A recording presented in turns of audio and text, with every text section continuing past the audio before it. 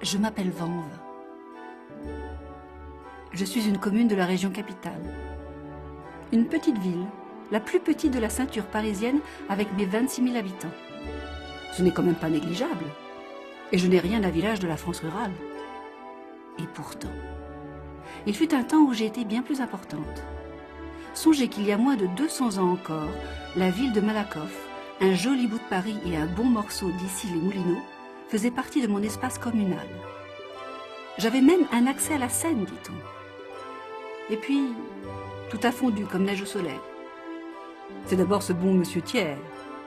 Oui, vous savez, le bourreau, le boucher, devrais-je dire, de la commune, qui m'a amputé de tous les quartiers qui constituent aujourd'hui la partie sud du 15e arrondissement. Plus tard, c'est la ville d'Issy-les-Moulineaux qui a annexé les territoires qui vont de Corentin-Selton jusqu'à Pont-d'Issy. Enfin, le coup de grâce m'a été porté par un de mes propres quartiers, la Petite Californie, qui a fait sécession pour devenir la commune de Malakoff, en hommage à la prise de la tour du même nom par les zouaves de l'armée française en 1855 pendant la guerre de Crimée. Vanves, dans les 36 communes des Hauts-de-Seine, est la commune qui a le plus petit territoire. C'est une des plus peuplées, on a 30 000 habitants, ce qui fait une densité de population importante, mais son territoire est seulement de 150 hectares, alors qu'il fut, il y a plusieurs siècles, un des territoires les plus importants de la région Île-de-France, puisque Vanves s'étendait jusqu'à la plaine de Vaugirard, comprenait ici les Moulineaux jusqu'à Montrouge, Malakoff, le 15e arrondissement. Autrement dit, Vanves était une des plus grandes communes dans l'histoire. Et voilà le paradoxe de l'histoire qui nous ramène aujourd'hui à une des superficies les plus petites. Mais je ne désespère pas reconquérir les territoires voisins et on verra bien ce que nous réservera l'avenir. En tous les cas, Vanves a véritablement gardé tout ce qui a fait sa richesse, puisqu'on a daté récemment l'histoire de Vanves jusqu'au IIe siècle. Alors la découverte du site antique de Vanves, c'est une histoire particulière parce que contrairement au site important de l'Antiquité des alentours de Paris, le site de Vanves avait complètement échappé à l'attention des érudits et des archéologues jusqu'à il y a une douzaine d'années. Et c'est à l'occasion d'un projet immobilier que tout à fait fortuitement un sondage a été demandé et que des vestiges antiques très importants sont apparus. Essentiellement, lors de cette première opération qui a eu lieu en 1997, on a trouvé des thermes qui étaient manifestement monumentaux. Donc à partir de là, tous les projets immobiliers dans le centre ancien de Vanves ont été surveillés et petit à petit, le site nous apparaît. Cette sorte de lieu de pèlerinage a duré jusqu'au courant du IIIe siècle. Le site a connu une renaissance vers le milieu du IVe siècle, avec de nouvelles constructions dont le sens reste encore mystérieux. On sait cependant qu'il s'agit d'un lieu important avec des constructions nombreuses et techniquement très élaborées, dotées par exemple de chauffage par le sol. C'est à cette époque qu'apparaissent les premiers fours de poterie, qui vont donner naissance à une activité importante aux époques mérovingienne et carolingienne. Des traces de fossés à la fin de l'époque carolingienne laissent également penser à des fortifications. Je rêve à de nouvelles fouilles près de l'église Saint-Rémy. Nul doute alors que des souvenirs plus précis me reviendraient, mais ceci est une autre histoire. En 1999 et en 2005, on a fouillé d'abord des thermes monumentaux assez imposants qui s'étendent sur au moins 400 mètres carrés. On s'est aperçu qu'ils étaient doublés par un portique qui entourait une esplanade, une grande esplanade. Donc on a déjà un premier élément monumental. On a également, en 2004, trouvé une domus, enfin un bâtiment très important, qui est décoré de peintures murales extrêmement riches, qui dénote un soin particulier, une attention particulière à ce bâtiment. Notamment l'élément le plus important dans ce bâtiment, c'est une peinture murale, on appelle ça une mégalographie, c'est une figure à échelle 1 pour 1,5. C'est une nymphe, un personnage féminin. Donc tout ça, ça dénote que le site de Vanves est un site vraiment particulier, des environs de Lutèce. Le site de Vanves est important, mais la question qui nous occupe, c'est encore de déterminer sa nature exacte.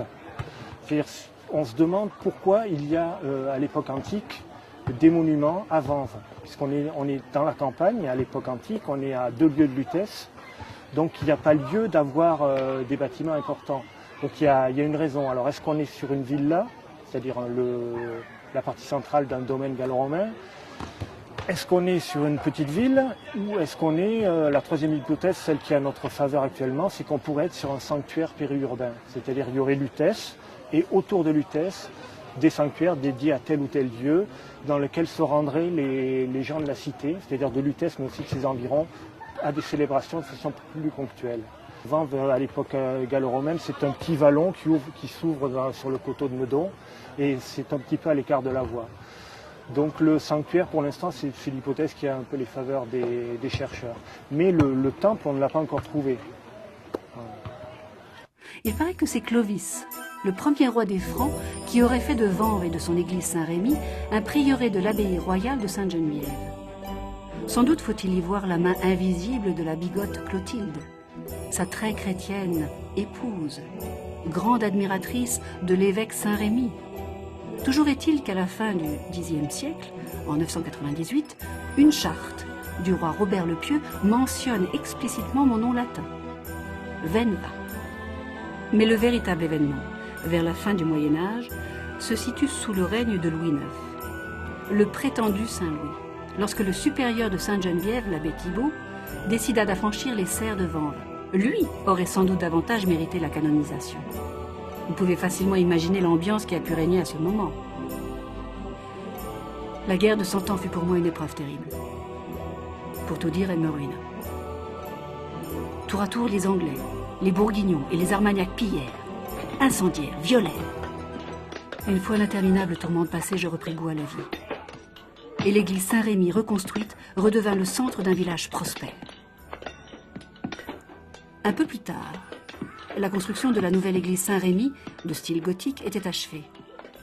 Sa consécration occasionna des célébrations et des festivités qui durèrent plusieurs jours, avec moult ripailles, jongleurs, musiciens, danseurs et saltimbanques de tout poil.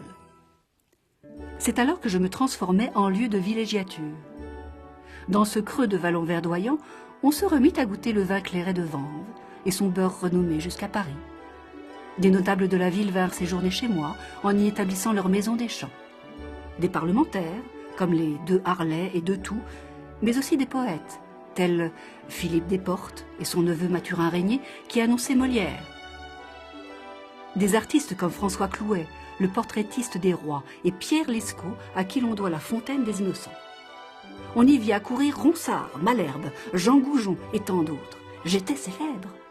Oui, au début de la Renaissance, Vanves, c'est un village assez verdoyant, village de viticulteurs, d'agriculteurs, de carriers, de blanchisseurs, et c'est un village proche de Paris.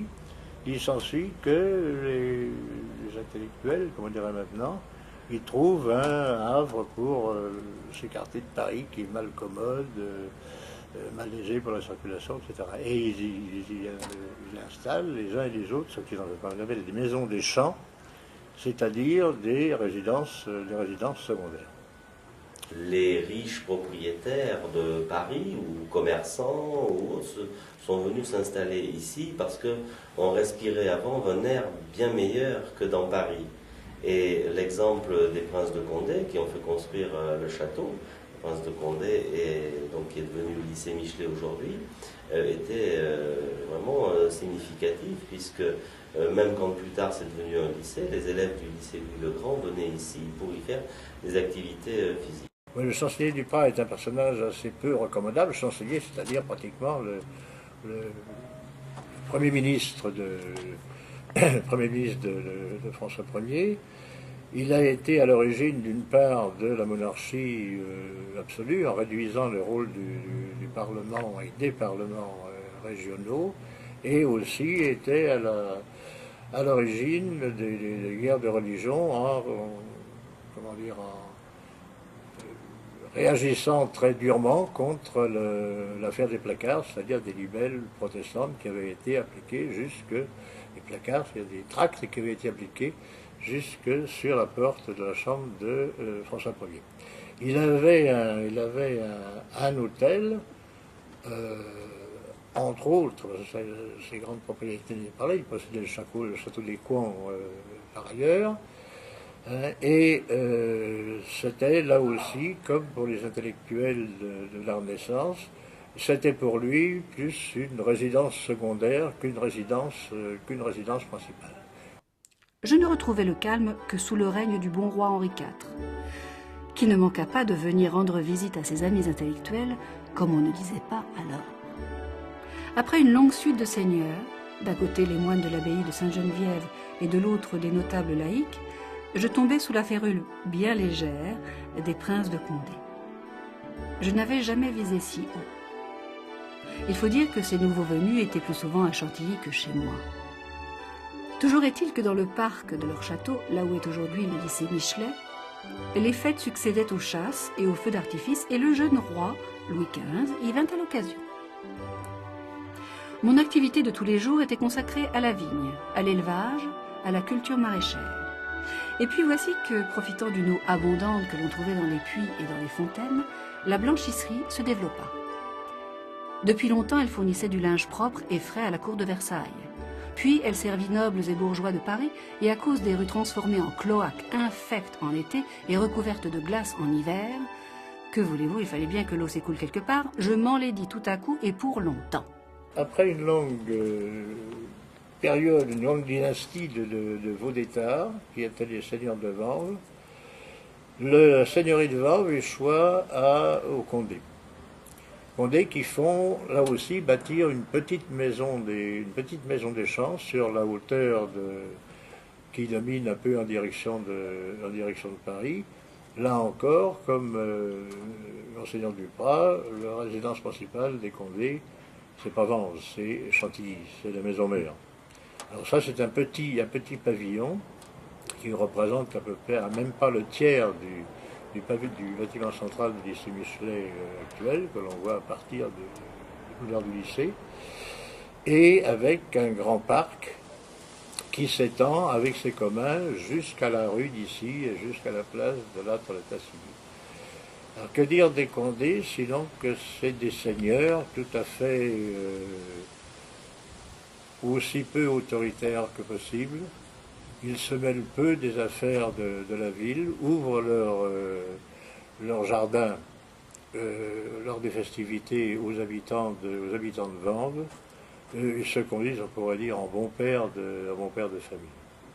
À l'époque de la Révolution, le prince de Condé quitte le 15 juillet son château de Vanves, enfin sa maison de Vanves, et rejoint l'Allemagne où il contribue à former l'armée des émigrés, l'armée de Coblence. Lorsque la Révolution éclata, les vignerons, les maraîchers, les blanchisseurs et les commerçants qui remplacèrent les seigneurs agirent au mieux de mes intérêts et, vaille que vaille, je traversais cette terrible époque en passant à travers les gouttes. Je l'avoue, je le dois beaucoup aux blanchisseuses, car en allant livrer leur linge à Paris, elles m'informaient de ce qui s'y passait réellement. Même la terreur et la famine qui s'ensuivit furent moins insupportables qu'ailleurs. Du reste, il n'y eut qu'un guillotiné chez moi. Alors, ils n'échapperont pas à l'instauration des passeports, ils n'échapperont pas aux visites domiciliaires, ils n'échapperont pas non plus à la famine. Ils vont être obligés d'aller chercher parfois très loin du grain. Et au total, il n'y aura un seul guillotiné qui sera l'animateur d'un comité révolutionnaire qui visait à tourner sur la gauche le conseil municipal, et que le conseil municipal, par la suite d'une manigance, on a trouvé chez lui quelques arpents d'avoine qui n'étaient pas récoltés, et on l'a considéré comme affameur du peuple, puisqu'il n'en faisait pas profiter la population, et il a été jugé par Fouquier-Tinville lui-même et guillotiné. Au temps de la Restauration, on me modernisa en repavant les rues défoncées, en disposant quelques réverbères pour l'éclairage public et surtout en installant des égouts. Alors 1840, c'est une année maléfique pour Vanves, pour deux raisons. C'est la construction du chemin de fer de Paris à Versailles, qui va couper la commune en deux et qui va préfigurer sa séparation, avec plus tard la création de Malakoff. On trouve au milieu de la ville des passages à niveau, on trouve des rues fermées. Il n'y a pas de gare à Vanves. La seule gare, c'est celle de Ouest Ceinture, qu'on appelle encore la gare de Vanves, parce qu'on considère que les paysans n'ont pas à prendre le train. Donc les Vendéens étant paysans pour l'essentiel à cette époque-là, donc à utiliser leur charrette. Et le deuxième, c'est la construction des fortifications de Paris, qui fera de Paris la ville fortifiée la plus grande du monde, et qui va amputer Vanves d'une partie de son territoire, avec le rattachement aux arrondissements du 15e et 14e arrondissement de Paris. Le règne contesté de Napoléon le Petit, comme le nommait Victor Hugo, s'achève en déroute à Sedan. Si je ne souffris pas trop de la guerre de 1870, bien que les Prussiens aient été à mes portes, la Commune fut pour moi un épisode tragique. Non pas que je pris parti pour les fédérés ou pour les Versaillais, mais parce que ces derniers choisirent de passer précisément par chez moi pour entrer dans Paris en révolte. Pour faciliter l'entrée des troupes versaillaises, les Prussiens libèrent le 8e, 7e, 8e, 9e secteur de fortification, c'est-à-dire qu'il va du fort de Montrouge au fort d'Issy, et c'est par cette brèche que les troupes de Thiers vont rentrer. Ils vont profiter d'un angle mort entre le fort d'Issy et le fort de Vanves, qui se trouve très exactement au pont du Clos-Montelon. Et il va y avoir une bataille qui va durer plusieurs jours, Vanves étant quand même un point d'appui assez important, avec deux points de défense qui sont le Clos des Aliénés, c'est-à-dire le parc municipal actuel qui était ceint de murs, et le lycée Michelet qui également était ceint de murs. Alors ils vont passer, les troupes versaillaises vont se battre pendant 4 jours dans le parc, dans l'actuel parc municipal. Ils vont entrer par la rue des Vinaigriers, c'est-à-dire la rue Larmereau actuelle, par le chemin de Châtillon, c'est-à-dire par la rue de Châtillon actuelle, puis ils vont s'emparer du lycée Michelet et rentrer finalement dans la porte de Versailles. Le tout aura quand même coûté 10 jours de bataille et aura été précédé d'environ un tir d'artillerie de 30 000 obus, tant sur les forts de Vanves, d'Issy, de Montrouge, et sur le vieux centre de Vanves. L'église sera durement touchée, son clocher partiellement démoli et la nef effondrée. Du 21 au 28 mai 1871, c'est la semaine sanglante. Rue après rue, les Versaillais investissent Paris avec la bienveillante neutralité des Prussiens. Partout des barricades, des immeubles éventrés, des bâtiments en ruine, des rigoles de sang. La Commune a péché. C'est l'heure du châtiment. Le peuple a défié les puissants, les Parisiens ont rêvé d'un monde plus juste. Tout cela doit s'expier. Les dernières barricades viennent de tomber. Au cimetière du Père-Lachaise, on se bat au milieu des tombes.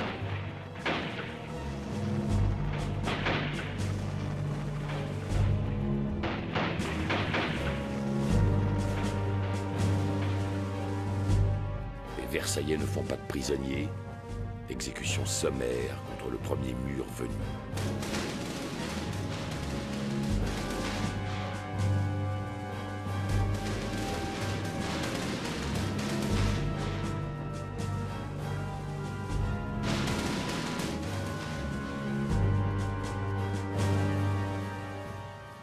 Peu après, principalement à cause de ce maudit chemin de fer et d'une spéculation immobilière débridée, je perdis une grande partie de moi-même, qu'on appela désormais Malakoff. C'est de cette époque que datent les puces de Vanves, seule survivance des fortifs. Dans le no man's land, vide par obligation stratégique qui s'étendait au-delà du mur d'enceinte de Paris, allait se développer toute une série d'activités plus ou moins autorisées ou légales, de la prostitution au dépouillement des passants en passant par de petits marchés populaires, les fameux marchés aux puces. Pendant la Grande Guerre, le lycée Michelet fut transformé en hôpital militaire Et si je ne souffris pas trop des privations ou des obus de la grosse Bertha, mes enfants, hélas, disparurent en plus grand nombre que partout ailleurs. Vanves paya un lourd tribut à l'hécatombe. Avec 700 morts, elle se situa au-dessus de la moyenne nationale.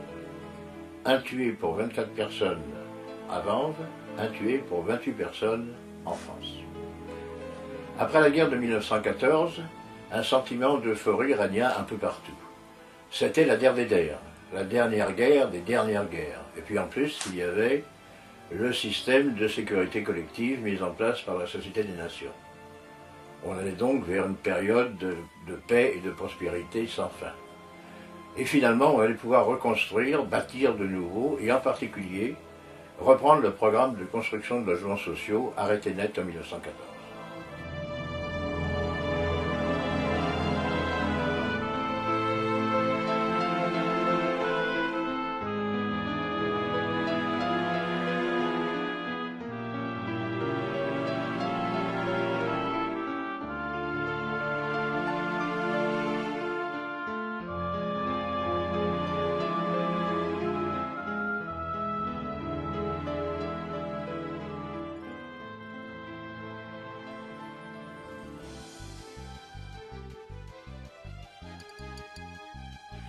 Une fois la paix retrouvée, ce fut une frénésie de construction. Les villages devinrent des banlieues parsemées de pavillons et d'habitations à bon marché, remplaçant les masures anciennes et les taudis de la zone. Le maire de ces temps-là, Frédéric Pic, entreprit de me mettre au goût du jour, et il bénéficia du concours d'Henri Sellier, maire de Suresnes et théoricien reconnu du logement social. Je fais partie d'une aristocratie, celle des villes d'utopie. En cette année 1929, c'est l'inauguration de la cité-jardin de la rue de Chantilly. Sur d'anciens jardins maraîchers va voir le jour un des plus beaux fleurons des rêves nés en ces années de crise du XXe siècle. La mixité sociale et la qualité de la vie pour tous. Toutes les formules modernes d'habitat social ont des racines déjà relativement anciennes, en particulier au début du XIXe siècle, quand un certain nombre de penseurs commencent à se demander si on ne peut pas organiser d'une façon un petit peu plus propre et un petit peu plus agréable la vie des travailleurs. Organisée à la fois dans le travail et en dehors du travail. Ce sont des hommes très différents, mais qui ne sont pas eux-mêmes des industriels, ni des travailleurs manuels, encore moins, sont plutôt des intellectuels, d'horizons assez différents, qui ne sont pas forcément des républicains, ont même une certaine horreur des souvenirs qu'a pu laisser la Révolution française, et en particulier la Terreur. Ce sont des gens plutôt de modération et qui cherchent à encadrer les choses, à faire que le conflit entre possédants et non-possédants, travailleurs et détenteurs du capital soit moins brutal. Au contraire, chercher une sorte de coopération des classes. Ça passe en particulier par l'habitat, avec l'idée qu'il est absurde d'avoir des ateliers insalubres et des ouvriers qui s'entassent des fois loin de ces ateliers dans des véritables taudis, ce qui est monnaie courante au XIXe siècle. Donc comment est-ce qu'on peut créer des unités à la fois de production et des lieux de vie qui soient par ailleurs plaisants. Le square Maurice Perret d'Ortail résulte de l'action d'Henri Sellier, président de l'Office public des HBM du département de la Seine. Pour ce précurseur et militant social, les habitations à bon marché, HLM de l'époque, n'étaient pas des cités d'exclusion, mais au contraire un moyen de réinstallation sociale à partir de logements sains et confortables sur un fond de vie collective authentique. Avec l'architecte Maurice Perret d'Ortail, Henri Sellier conçoit sur d'anciens jardins maraîchers un ensemble d'habitations d'un genre nouveau. Sur un terrain pentu, il fait édifier en 1929 un square fermé, composé de 5 bâtiments à 4 étages disposés en quinconce et d'un 6e bordant la rue. Sur les courettes à jardins situés entre chacun d'eux s'ouvrent des ateliers d'artistes. Dans cette petite cité, on privilégie le brassage social et la vie collective et culturelle grâce à un local d'activité, salle de spectacle et de cinéma animé par les locataires, et un pavillon réservé au service social, suivi de l'état de santé des résidents, organisation de colonies de vacances. Enfin, 4 boutiques répondent aux besoins quotidiens des résidents. Chaque appartement bénéficie du dernier confort. Quelques années après sa construction, ce prototype servira de modèle pour d'autres ensembles au Plessis-Robinson et à Châtenay-Malabry. Beaucoup d'expérimentations en matière d'urbanisme ont été réalisées, et notamment la cité Perret-d'Ortal, qui a été une des premières cités, résidences à vocation sociale, construite sur la région parisienne, et qui a été réalisée donc il y a maintenant 80 ans, et relevait d'un concept particulièrement intéressant qui était de proposer des logements sociaux dans un environnement de qualité, avec des immeubles de petite taille, mais avec une véritable recherche architecturale très ouverte, où on mixait aussi l'habitation avec les ateliers d'artistes. Par rapport au logis vendéen d'alors, le confort était inouï. Une assistante sociale était attachée au square. Des lits de fondation réservés à l'hôpital Saint-Joseph de Paris et les enfants de la cité pouvaient profiter du grand air dans la colonie de vacances de l'office HBM à Hossegor. La santé de cette population variée était à ce prix. Eh ben, c'est la colonie de vacances. Je suis dessus aussi. On faisait de la gymnastique. Ça, c'est toujours la colonie à Hossegor.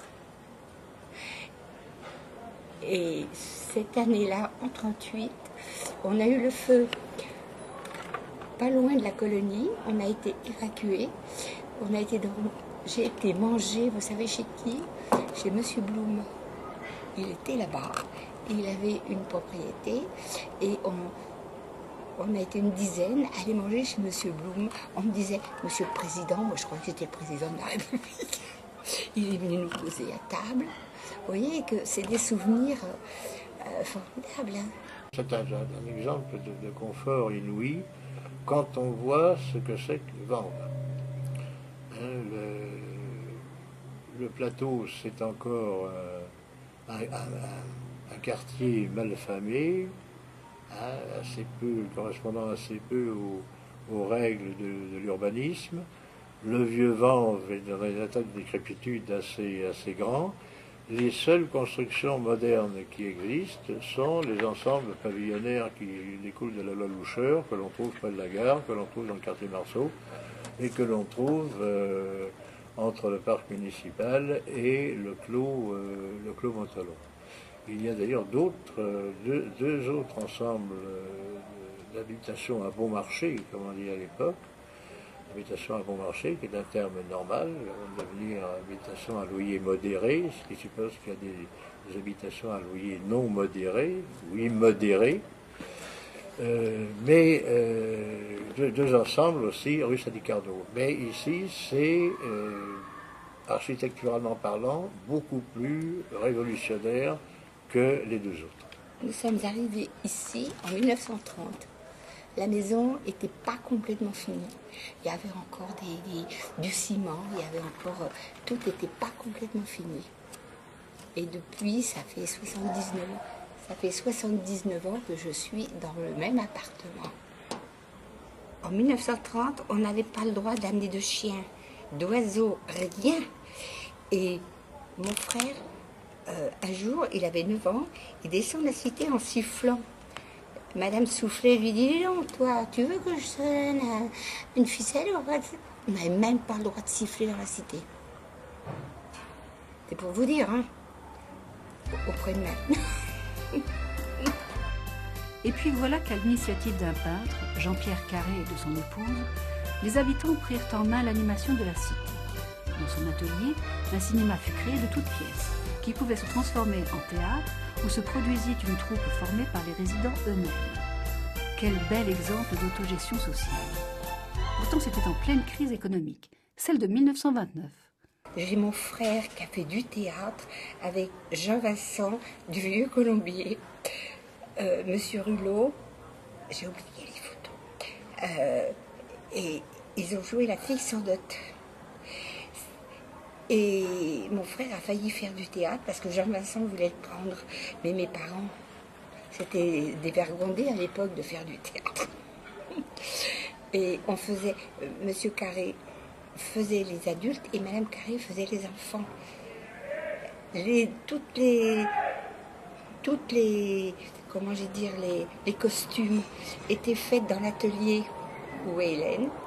Les mères de famille, ne travaillant pas à l'époque, venaient coudre tous les costumes étaient faits comme ça.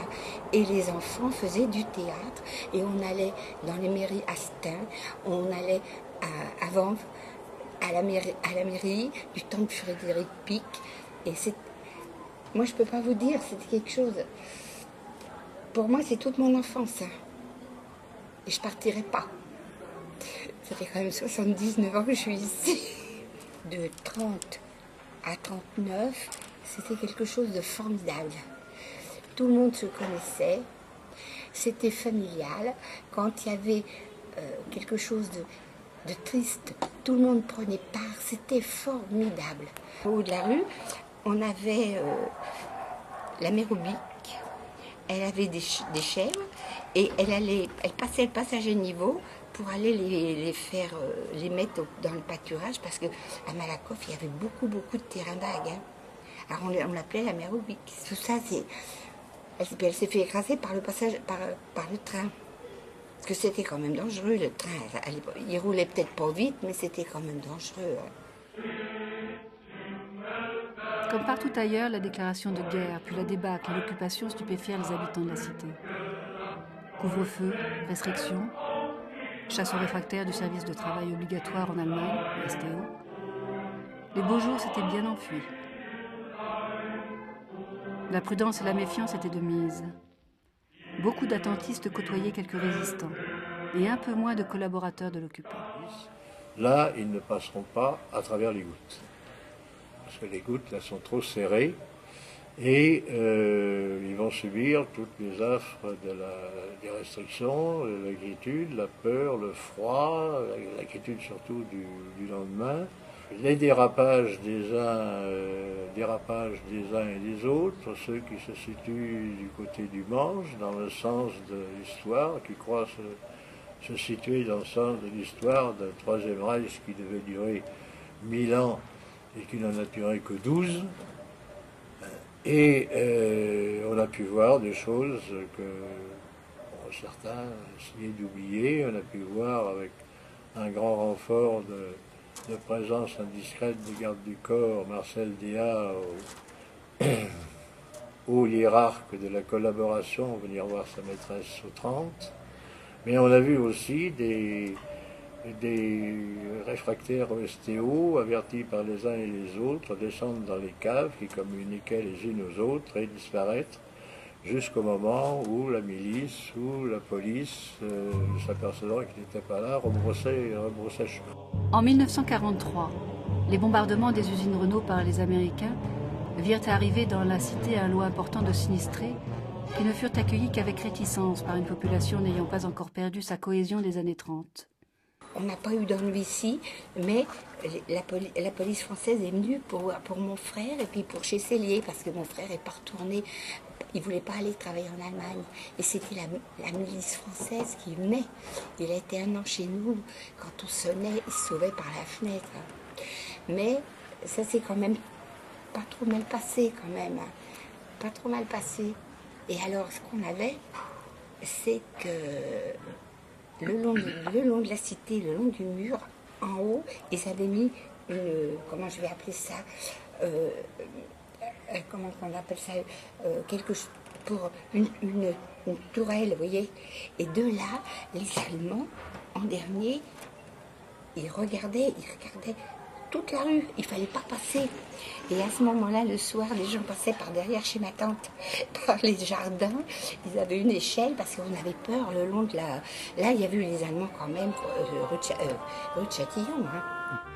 Avant même la libération de Paris, celle de Vanves s'effectua après quelques escarmouches. La vie allait-elle reprendre comme avant?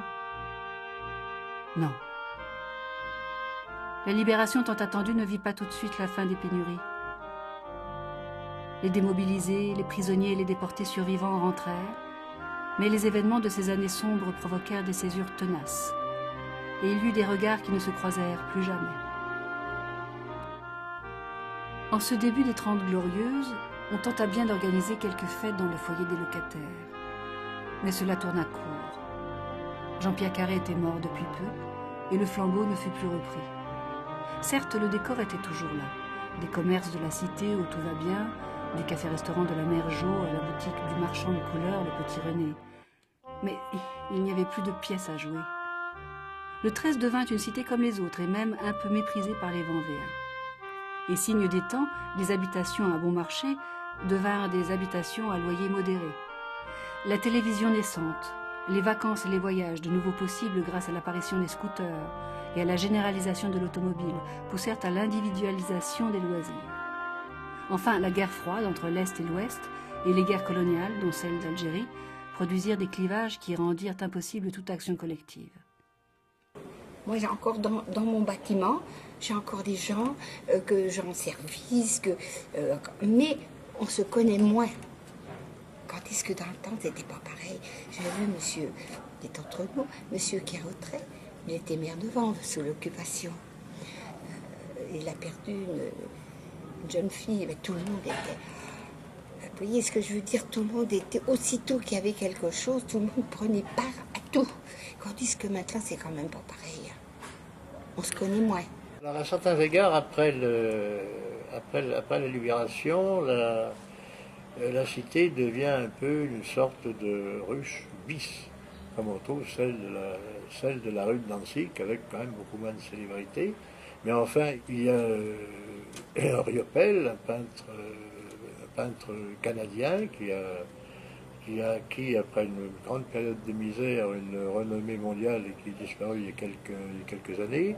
Serge Charchoun, d'origine russe, et qui était un peintre musicaliste ami du précédent.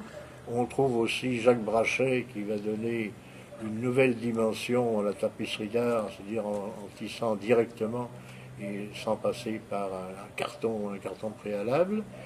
Et sa femme Corsi qui évolue entre l'expressionnisme, le naïf et le surréalisme en s'imposant un style tout à fait extraordinaire, sans oublier Jean-Claude Bertrand qui était à la fois aux limites du figuratif et de l'abstrait. C'est un peintre qui peignait des éléments. Les éléments l'intéressaient énormément et il peignait la Bourgogne dès que la nature bougeait, dès qu'il y avait de l'orage, dès qu'il y avait quelque chose où la nature perdait sa simplicité. C'est cela, il voulait interpréter la nature par rapport aux éléments. Dans le fond, c'était son grand but. Et c'est ce qu'il a fait tout le long, les arbres fous de Bourgogne, là, où, complètement perturbés par l'orage, tout ça, les sources, là, qui descendaient. La maison que nous avions était à l'orée de la forêt, qui est là, avec des sources qui descendaient. Il allait pêcher la truite, là, dans les sources, et il emmenait de quoi peindre en même temps, et il a fait cette toile-là, comme ça, sur nature. J'étais très triste parce que nous demeurions dans le 20e arrondissement. C'était un quartier très sympathique, du côté de Belleville, Place Gambetta. Et d'un seul coup, mon mari me dit, j'ai trouvé un atelier à Vanves. On va quitter nos 25 mètres carrés, évidemment, pour 2 peintres, c'était un petit peu petit. Alors nous sommes arrivés à Corentin-Selton et je me revois montant le boulevard du lycée et pleurant tout le long du chemin pour arriver au 13 rue de Châtillon, où j'ai été, évidemment très triste. Et je me revois, on passe les 2 pièces, la petite salle à manger, enfin ça s'appelait à l'époque une cuisine, la chambre. J'arrive en haut des marches et là j'ai vu l'atelier. Et je me suis dit, il faut te faire une raison, adieu Paris, parce que à l'époque, alors maintenant on n'en parle plus, un atelier d'artiste, c'était hors de prix. Et nous sommes passés d'un 25 mètres carrés astucieusement installé avec lit qui se rabattait et tout ça, 2 peintres dans un espace aussi petit, vous voyez un petit peu ce que ça donnait, pour notre atelier ici qui était extraordinaire. Et nous avons appris justement que ces ateliers qui étaient disséminés dans toute la cité, Portail, avaient été bâtis selon le modèle anglais avant 1930, où chaque corps de bâtiment devait abriter un sculpteur ou un peintre, et en plus un centre socio-culturel.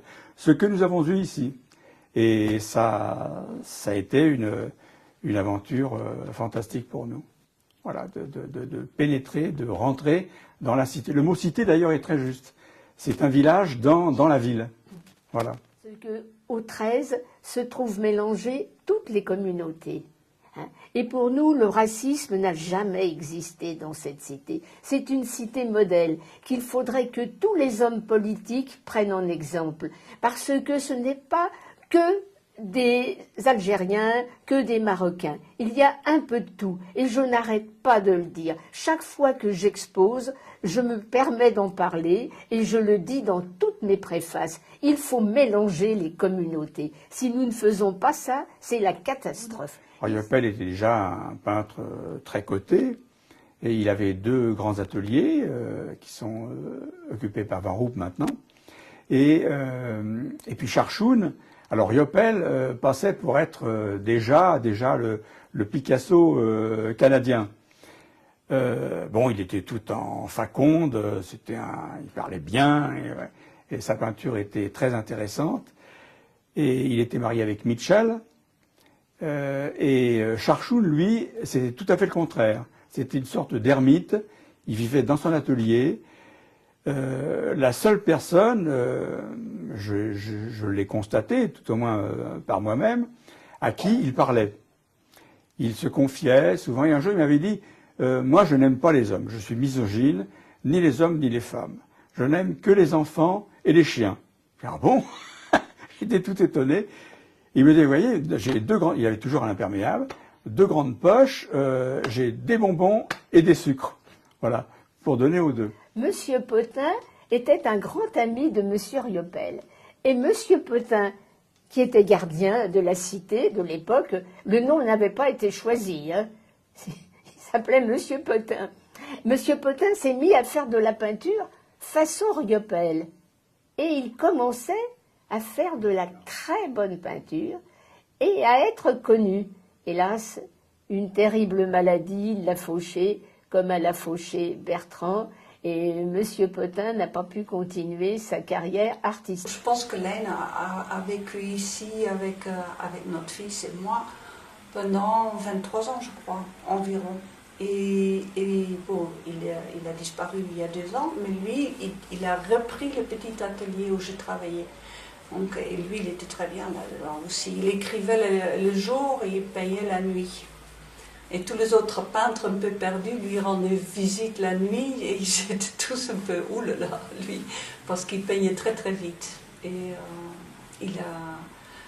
oui, il était très heureux ici. Il avait un atelier, c'était un peu magique en lieu pour tout le monde.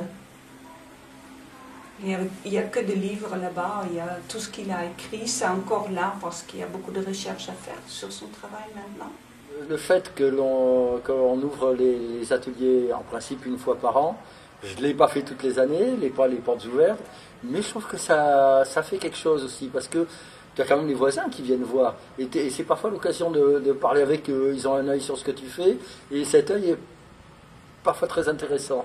Voilà, ça j'ai trouvé bien. Même si tu ne vends pas forcément, hein, mais je trouve qu'il y a un... Les premiers résidents acteurs de l'aventure des années 30 disparaissent peu à peu et les 30 glorieuses, périodes de prospérité et de bien-être, touchent à leur fin. Les événements de mai 68 laissent peu de traces sur le moment, hormis le bruit des grenades éclatant au quartier latin qui parviennent jusqu'au 13. Mais Vanves se transforme considérablement. Sur le bas de la commune, sur le plateau et même devant la cité, surgissent tours et barres massives et imposantes, dont on ne soupçonne pas encore qu'avec leur concentration de population, elles sont lourdes de tensions sociales, d'insécurité et de mal-vivre, qui ne tarderont pas à apparaître. Face à ces mastodontes arrogants, le square Maurice Perret d'Ortail fait un peu vieillot mais fait figure d'Ilopésie. À un moment donné, la cité elle a failli être peinte uniformément en blanc cassé, quoi, ou en jaune pisseux, disait d'autres, ce qui est vrai. Bon, et finalement, on est allé voir Monsieur le maire, c'est Hartmann et moi qui sommes allés le trouver sur le marché en disant, écoutez, on n'est pas d'accord. Il a eu le bon goût de nous écouter. Et finalement, on a tâché de repeindre dans les couleurs d'origine, quoi. Et je trouve que c'est très important, ce genre de truc. Il y a une alliance entre la couleur et la matière, tu vois. Parce que je trouve que lorsque tu as à faire une architecture, il n'y a pas que l'intérieur qui compte. Je trouve que l'extérieur, pour les gens ne serait-ce que pour les passants, ça compte beaucoup. Et je trouve que cette cité, elle a un côté un peu, justement, son côté grenu, un peu terrien. Ça, c'est agréable. Depuis sa construction, pratiquement rien n'avait été fait dans la cité en matière de travaux de rénovation. Sa robustesse semblait en dispenser la nécessité.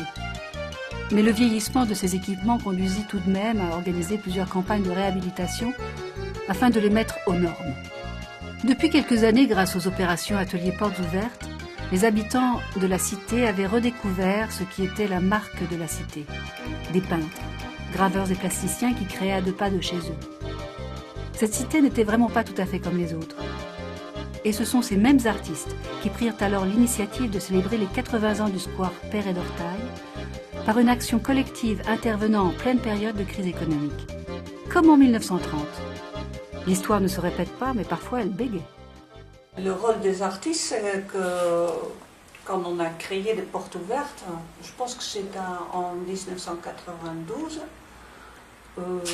les gens étaient ravis d'entrer dans les ateliers et depuis, ils nous connaissent, ils nous disent bonjour et en général, c'est apparemment socialement très agréable quand il y a aussi des gens qui travaillent sur le lieu même.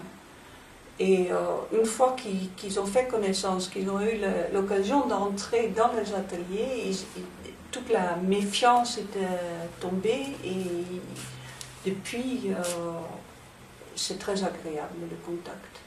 Et maintenant, c'est les artistes qui ont décidé, c'est François Crest qui a eu l'idée de fêter les 80 ans de la cité parce qu'il a rencontré René Cédès qui a parlé avec une telle fougue de tout ce qui se passe et l'histoire de la cité qu'il veut bien rééditer le livre et mettre en avant tous les gens qui sont encore là. On pense aussi un peu dans le temps parce qu'il y en a certains qui sont encore la mémoire vivante et qui sont encore sur place, parfois 3-4 générations. Donc, c'est vraiment un esprit communautaire et d'ailleurs c'est ce qui nous amène aujourd'hui à constater qu'il y a un tel attachement à cette résidence que toutes les personnes qui y habitent aiment la faire vivre et ont même pris la décision de fêter le 80e anniversaire d'eux-mêmes sans qu'on leur demande rien. Ils se sont pris en main et ils s'organisent pour que cette résidence vive encore l'esprit que ces concepteurs ont voulu lui donner à l'époque de sa réalisation. Ce qui est significatif, c'est que dans ce bâtiment finalement révolutionnaire par certains égards et banal par d'autres, on est voulu en donner une vie collective, une vie communautaire, et ce, en pleine période de crise économique, 1930, 1936. L'âge d'or va s'éteindre en 1940 avec la guerre. Et aujourd'hui, en 2009, c'est aussi en pleine crise économique que des peintres et des résidents veulent aussi redonner sa personnalité à cette cité. Là, il y a un raccourci qui est assez intéressant.